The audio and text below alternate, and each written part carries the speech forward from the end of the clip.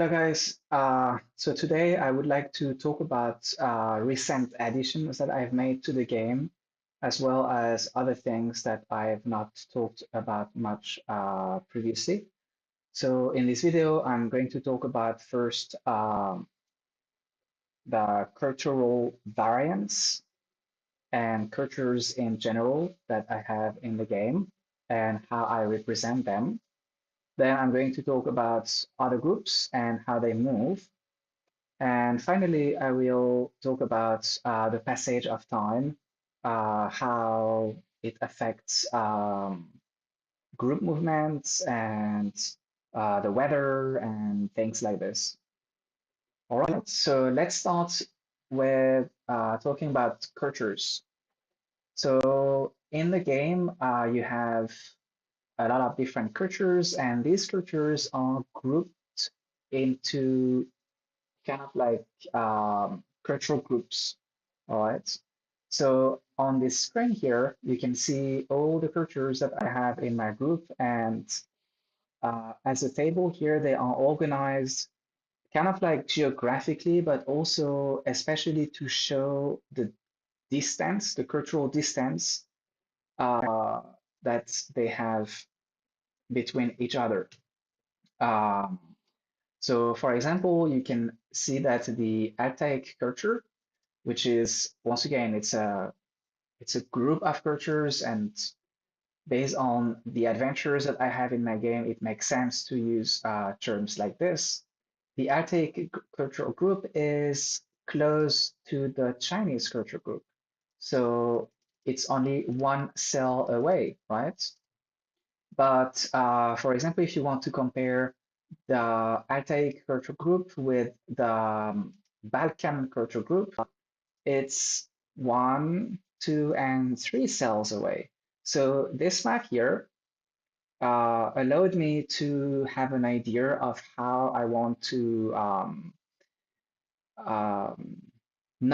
to give a number on the cultural distance that we have between cultural groups, right? So you can see, for example, in this area, the Western West European culture groups, they are quite close to one another. Um, but yeah, maybe German could be something like this. I mean, Balkan could be more something like this. But once again, this is something I use to give me an idea for calculating cultural variance. Now, the next thing that I've used and that is actually in use in the game is this table here, which for each culture, it gives a number that represents the cultural distance to each other culture, right? So for example, English to West Slavic, you can see that the cultural distance value is 3. So it shows that English and West Slavic cultures are quite different. They yeah, they don't have that much in common, right? But if you look at, for example, English and French, these cultures are very, very close to one another. So the cultural distance value is only 1. And if you look at all these numbers here, they can go up to 11, right? For cultures that are very, very, very far from one another, very, very different. So for example, American.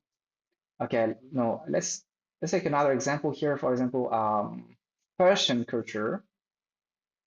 You can see it's 11, so it has a cultural distance with Latino of 11, which is the maximum in the game. So it means that Persian culture and the Latino culture, they really don't have much in common. So that's why the value is so high. Okay. And so this is based on I mean, like kind of like historical realities, but also I'm not particularly an expert, so it's really how I feel and how we can perceive kind of like subjectively as well. I try to be objective, but yeah, it's just a way to represent things, right? For example, Ottoman with Scandinavian, they have a cultural distance of 6. All right, Ottoman and West Slavic, they have a cultural distance of 3 because yeah, West Slavic, it's kind of like the Polish people, right? So they are more in contact, they have more in common with the Ottoman culture than the Scandinavian have with the Ottoman, for example, right? So all these numbers here are used in the calculation of the cultural variance that we have in the game. So if you look at what we have here in the game, so we have a group here. My group is composed of 3 adventurers. And these adventurers, they all have the Altaic culture, right? So once again, Altaic culture, so it's like Mongol culture, Kazakh, Central Asian, a bit of you know, other cultures of this area. So we have the Baksa, we have the Kuzbeki, we have the Uryenkai, and since all of them have the Altaic culture, the cultural variance of the group is only just 1, as you can see here, right? But let's try and add one more random adventurer to the group. Okay, not this one. Yes, all right. Maybe not this one here. Again, not this one. Yeah, here. All right. So we have the Tufu Hen here, which is a Bantu adventure, right? So Bantu, once again, is a name that I use for like sub-Saharan adventures. So they are from Central and South Africa, something like that. Maybe like also areas near Guinea. Once again, it's just a name, right? It's just a way to have groups of cultures. So because we have one Bantu here, it affects the cultural variance. You see, the cultural variance is much higher, it's 3.77, because, well, it increases the heterogeneity of the whole group. But since we still have 3 adventurers of the same culture, it's not going to increase that much the final cultural variance value. Now, if I remove one of these Altaic adventure from my group, you can see that the cultural variance is higher than previously before. It's now 4.72, right? And if I do the same again, all right, so we have only 2 adventures. These 2 adventures, they have really not much in common in terms of culture. So the cultural variance here is very, very high. It's 8. Okay. So you can see that the number of adventurers in the group, as well as the kind of like a dominant culture that we have in the group, affects the cultural variance. So in other words, this is how I calculate the cultural variance in the game. So the total cultural distance here, it's based on these numbers here, right? So for each adventures and for each culture that we have in the group, I take this into account, and it's translated into a number here, right? Total pairing, this is the number of pairing that has been made between each adventure of the group. I mean, each cultures of each adventure of the group, uh, plus unique culture counts. So of course, the fact that you may have cultures in your group that are unique, it increases um, it increases the cultural variance. This is divided by the total of adventure and the total pairing that we have done before here. So this affects everything. And then it's also, I just want to add a little bit more to that whole number here. So the sum of unique culture counts at the end affects the calculation of the cultural variance, right? Um, so that's it, okay, for the cultural variance. And this calculation here is also made for the other groups. So that's what I want to talk about now. It's the other groups.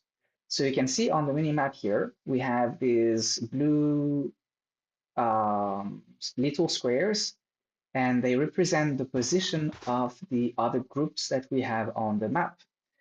And the other groups, they work the same as our group. They are calculated in the same way. They have the same set of attributes and things like that. So let's look at, for example, here we have a group, a wandering caravan. Again, yes, they have the Cossack faction. Once again, don't think too much about it. It's it's temporary, right? So if we look at their statistics here, you see that their cultural variance is just one because once again, only take adventures in this group. But if we look at other groups here, um, maybe this one, wait, this one here, cultural variance of one, Russian Arctic, Altic, and Russian Arctic. Well, I'm not sure why it's just one, I guess, because really like these cultures, they are very close to one another. Uh, but once again, it's possible that I make mistakes in the calculations. If you look at this one here, cultural variance is two. So we have Chinese Altic, Russian Chinese, and Altic. So they have a little bit more cultural heterogeneity here than maybe this one here. But I'm still surprised that the cultural variance of this group is just one. Yeah, that's it. Okay. Maybe I should rework the numbers a little bit. What about this group here? Chinese Attic, and Chinese cultural variance just one once again. So it's not a surprise because we are in a region here in Buryatia. So of course we're not going to have adventurers that we are not going to have many adventurers who have many different cultures. I mean, we're not really going to find African adventurers here in Buryatia, right? Which is a region in Mongolia, if I'm not sure, if I'm not wrong. I mean, close to Mongolia. So yeah, it makes sense to have groups like this. Now, the next thing I want to talk about these groups, right? So you see that I've reworked the way groups look like.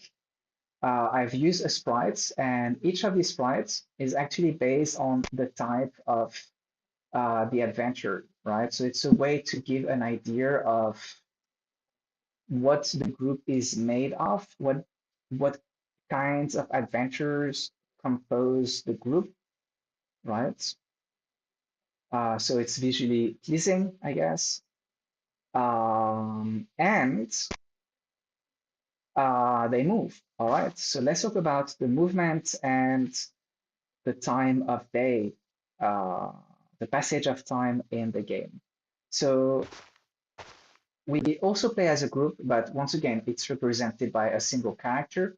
This is something I'm working on. This is something that is going to change. Of course, it's just a placeholder. But if I'm going to move, it works cell by cell. So I'm going to move to another cell. The other groups are also going to move, maybe. All right. They are also going to move if they want to move. So this group here that we have, you see that he has a direction of his own. So he's going to move east, right? And there is a possibility that they want to change their direction. Maybe if they are stuck by a rock, or maybe if they have a low cohesion, they can also change direction. Maybe they want to stop, maybe they want to do other things. But also predictable, right? And also one more thing is the number that is represented in yellow. I cannot point it, but here it's 45. It's how can I call that? Um, it's kind of like like a threshold that when it's reached, the group is going to change its direction. So this is also something that is taken into consideration. So it means that a group, each group is going to move and follow a direction, but after a while, it's very probable that it's very likely that the group is going to choose another direction. All right, as you can notice now, rain has started. So this is something that I've implemented before, but now with the passage of time, there is a chance that rain starts and it can also stop. So visually, it changes the appearance of the game. Um, you can see that we have ripples on the floor, and there is an animated GIF that is displayed. There is also a rain sound as well. Right. And of course, it's the night now, so you can see the game is pretty dark, right? So it looks like it looks very nighty, right? So I'm going to wait and wait. Okay, so yeah, it's the night again, right? So let's move to another area in the world. Maybe we can again move to a two-guy region. Wait, all right. So for now, I only have rain, but I plan to implement more weather effects, of course, such as snow, uh, mist, things like this. All right. So what I want to say also is that, yeah, it takes 10 minutes to move to another cell. So the game, right, adds 10 minutes to the game time when you move to another cell. But let's say you are in a river, because walking in a river is much more difficult than walking elsewhere. It's going to take more time for you to move, so the game is adding like 15 minutes. Yeah, 15 minutes, right, from a river cell to another river cell. And let's say we have a road somewhere here. So walking on roads, it's much faster. It only takes 5 minutes to walk from 5 minutes, yes, to walk from a road cell to another road cell. So yeah, I'm working on these things. And what else? I guess that's pretty much it. So you see when we wait, the other groups, they move by themselves. It's pretty cool. You can try to catch them. You can look at them. For now, everything is visible, but eventually, depending on the gameplay choices that I will make, that I will take, yeah, of course, things will change. But once again, yeah, this is how it works. Right. Let's look at this group here. Mongolian Arctic Adventurer, Lawmaster, Native, Mongol villagers, Altaik, Bakse, Bakse, I think. I don't know if I pronounce it well. Altaik, and this one here is Russian, the Strelets. Of course, they have, so the result is a cultural variance of 4. Um, yeah, things like that. But unfortunately here, this group, as you can see, is stuck. They are stuck between rocks, so they can't move. So I need to find a way for groups that are stuck between rocks to maybe move diagonally, or maybe just not to generate groups between rocks like this. I don't know. And you see that I've also done a pretty good effect here. When you walk in river cells in water, uh, it shows, right? It shows some kind of depth. There is depth to it, and there is also kind of like ripples, water effects around it, and a different sound as well. All right, and of course we can move to the southern region here. But this is still the taiga, and yeah, that's pretty much it. So I really enjoy talking about this, and see you next time.